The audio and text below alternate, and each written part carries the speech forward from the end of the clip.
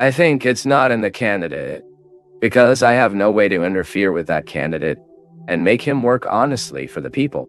I have my candidates in which I believe. You have yours. But now I keep thinking that we have to interfere with our conduct. Brazil starts in me. Brazil starts in you. When you find out that there are irregularities in your life, that they are wrong, and then you run to fix, you run to correct. This is how we change, and you have the right to live it. You have the right to be more whole, to transform your circumstances, to be a lighter, happier, more accomplished human being, because something else, God doesn't want to. God wants us happy. God wants you happy. But it may be that today you have obstacles.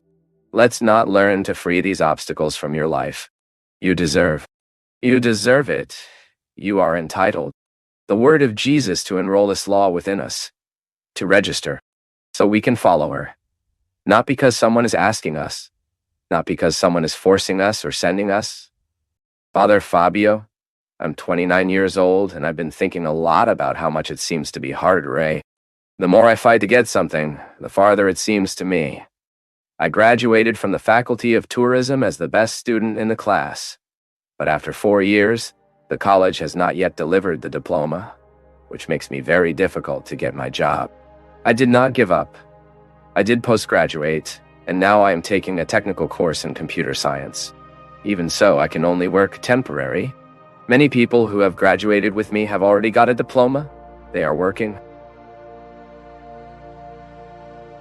But I, as I said, only with temporary jobs. Why my professional life? In my professional life, everything seems to be so difficult, priest. My daughter, sometimes we live a few moments of life when everything seems kind of tied, a little truncated. I have a friend that I tell him this from time to time. Everything goes wrong for him. His bank card blocks every week. He will take money. The money does not come out. But it is said that afterwards it came out. He has to get a mess on the bench again. Everyone receives the right correspondence with his password. His does not come. So sometimes we think that I'm going to use ugly term. Sorry for my ugly expression, but this cannot apply to our lives. We have to do everything so that we never have this complex. Because if you have this complex that things only go wrong for you, it is possible that you psychologically are willing to these problems. Do you have to start thinking more positive and start discovering in your posture? Is there no way for your way of triggering all these dice out? I don't believe in lack of luck. I don't really believe. I don't believe in luck or lack of luck. I believe in insight, in attitude. People in life need to have attitude for life to work out it. You may speak, Father, but she was displeased. She was in an unfavorable situation. All good. But life needs to be all the time to lighten so that we are the right person at the right time. Is not true? Many times things go wrong for us is because we don't have this breath of starting to be aware. Now it's time to do that. The diploma hasn't left yet. That attitude of going there, of demanding what is right of yours, must be missing. College cannot neglect your diploma. It is not possible that after 4 years of college, you are still in need of your diploma. And he is not in your hands. Then the attitude on our part often lacks. You know, my people, sometimes I see we are educated within, sometimes, right? You find people, I was particularly educated inside such a context, where we are very conforming to things, not work out. I needed, at a certain moment of my life, to almost do a psychic chemotherapy. Right. To expel it from me. Sometimes we house a very conformed spirit within us. This is very natural to simple families who have used not to have the opportunity. So it always looks like this with the head, but it hasn't worked yet. But why didn't it work? Yeah. I went there and they couldn't explain to me. This we cannot admit. The world will not oppose the one who knows where he wants to go. Now, if you are kind of soft, without attitude, it is very likely that things start going wrong for you. That's why I'm saying we need to be careful all the time to do the thing the right way. Now you have touched an issue that I find fundamental in the education of our children and society these days. We have an excess people graduated in college. Diploma is not lacking in this world today, see? Now lacks technical specialty. So isn't it time for us to start thinking a little about the options we are doing? You who are young, you who are thinking that college will do, think twice, see? Because sometimes a well-done technical course will give you a lot more job opportunity than a diploma in hand. By the way, I'm having the joy of taking over their India sees now the vice presidency of the Dam Kuto Foundation. And the Dam Kuto Foundation is an institution, not a foundation from the Dios phase, which aims to do good, do charity. Only we no longer want welfare works. We know that welfare can accommodate people. And you know what is the main work of the Dam Kudo Foundation today? Training and training of young people in vocational areas. By the way, this is the way. If today we want to effectively help a person, it is to give them the opportunity to learn the craft too. If you, for example, take all the technical areas in the world today, the specialized work. So I need a bricklayer in my house. My father was a bricklayer. My brothers learned the craft, but only one of them who still works today as a bricklayer. Today I have friends there in Tabate who work as a construction company. They speak, Father, if today it rained 20 church there in Tabate, it would still be lacking labor for so much service. So often we are heading to college, and we are forgetting the practical professions. The moment will come when we will need an electrician. We will not have. There will be the time we will need a bricklayer. We will have. Why? Because everyone is heading to colleges. For that, to that. But practical life is losing space. So if you have the possibility to do something, if you have suddenly, then an aptitude.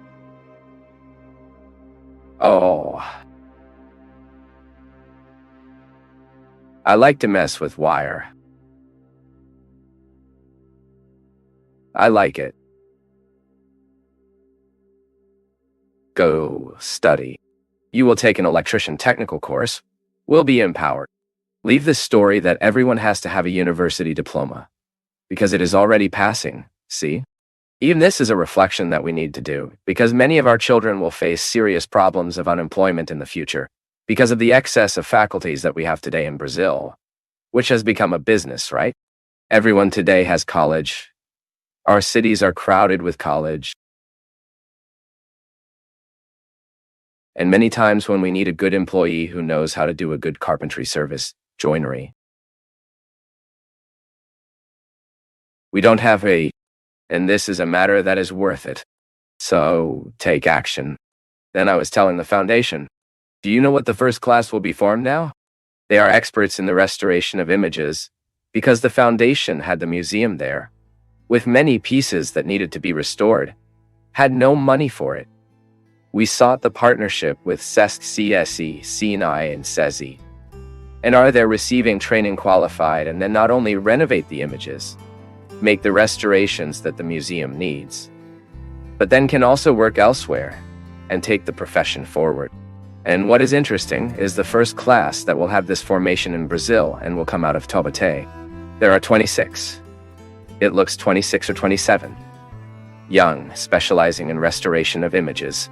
Then it's worth we think about it, right? Today, often people are facing unemployment. It's because everyone is with the diploma, but you don't know how to do much with that diploma. So is the diploma important? And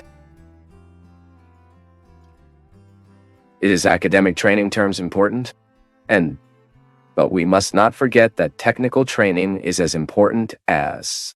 And today there is a vast labor market needing these professionals and lacking specialized labor to happen. It's not all that needs to be changed. It's not like this. There are things that are well in us. There are things that are already well positioned.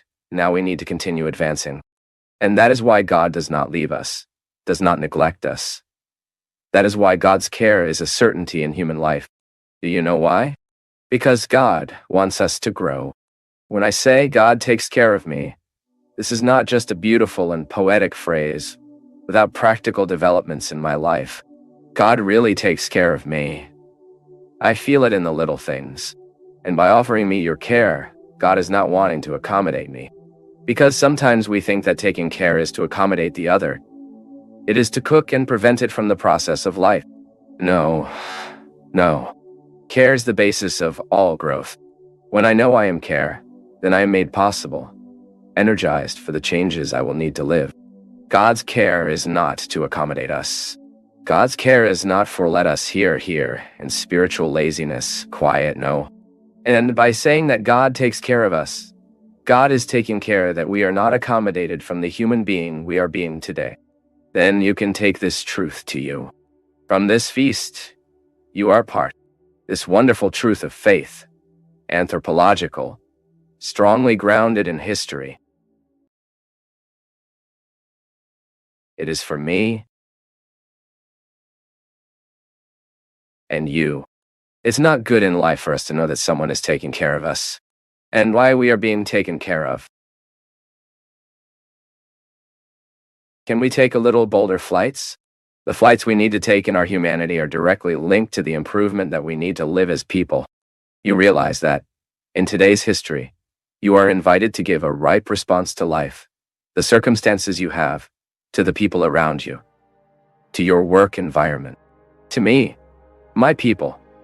It bothers you a lot, because I am aware that the first place of our evangelization is precisely in the place of our circumstances. Ortega and Gasser, a Spanish philosopher, he said a very interesting phrase. He spoke like this: I am, and my circumstances. What was he wondering about it? That I am, that my personal structure, that my being, what gives support to what person I am, is directly linked to my circumstances. So I am influenced by my circumstances. The circumstances influence what I am, and may even help to transform me. But, too, can't forget that I, being person, I am also invited to transform my circumstances. It is an interaction all the time. You live it. Imagine that in your work environment you are the first being responsible to transform circumstances. Then you no longer expect the other to be better, that the other is honest, that the other is true. No. God takes care of you, and automatically you are committed to this need to transform your circumstance. That's why we believe that Jesus is able to change the world. Why? Because we believe in the possibility of our hearts being different. This phrase, God will change the world, can only be true the moment we make the commitment to be this world, to be transformed. Christianity is this force that strives us, which puts us in a fight all the time to make a difference in the environment where we are. This is why the law, before being written on paper, has to be inscribed within you. It is not because the role forbids me or allows me that I will do it or stop doing. Jesus already said that. The law must be recorded in your hearts. He told this to the people of that time for a very simple reason. They tied the law to the kidneys within the packages, wrote the excerpts of the law, and tying by sins. The men and women of that time believed that they were with internalized law. But Jesus says, it is no use this law hanging from you, if she not inside the heart. Jesus is very wise. That's why he has revolutionized the world, and that's why he continues to revolutionize our lives, our structures, because he goes to the root of history, where we learn. Pedagogy tells us that the human being can be better as he learns and sees his goodness as a value, a code of conduct, character, citizenship. These are values. And that is why Jesus said that the law that must truly guide our hearts is not this that is inscribed in the rolls, nor in codes, nor in books. But it is the law that is written within us. And it is this law that we want to write here. It is this law that I make a point of helping you as a priest. I am directly committed to writing this law within you. Do you know why? Because if this law is inscribed within you, no one holds you. You will go far. Because I'm sure of that. When we have these laws inscribed within us, in the principles of honesty, citizenship, love to neighbor, respect for God, fraternity. When we have this law inscribed within us, We are already building heaven in earth. I keep seeing this political campaign that sometimes disgusts us to see, watching on television. I keep thinking, oh my God. When we are truly internalizing the values